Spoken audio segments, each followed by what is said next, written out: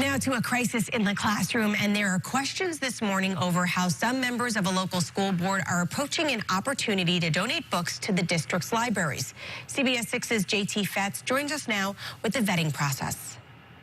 Good morning. Earlier this year, our partners at the National Desk reported on how the book Gender Queer, a Memoir, was promoted on social media by the state education department. When its graphic content led to controversy, NICE had said they were unaware of the content. Could we be headed towards a similar issue in the Bethlehem Central School District? During a school board meeting last month, one of the items covered on the agenda in recognition of Pride Month was the donation of books covering the LGBTQ+ community to all school libraries. The other potential issue here is that some of the books on the topics the Bethlehem Central School District board members want to donate have been prohibited by other districts across the country, deemed too much for young children.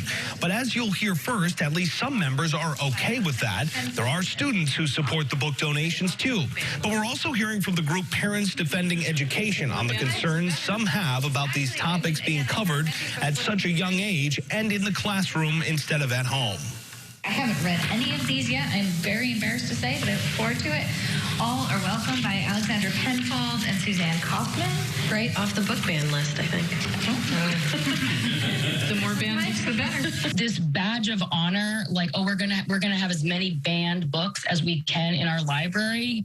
I mean, that's dumb. People have a side, and then they're not actually having a really, honest, robust conversation about why specific books are of concern, particularly when it comes to students of a certain age. So we felt like a lot of the homophobia that we faced was just kind of residual ignorance that was never really addressed. And so one of our ideas was bringing queer-centered education to the elementary schools.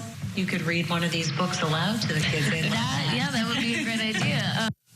As you heard there, members of the high school's Gay Straight Alliance Club said the book donations could serve as a way to talk to elementary school students about Pride Month, queer history, and other related topics.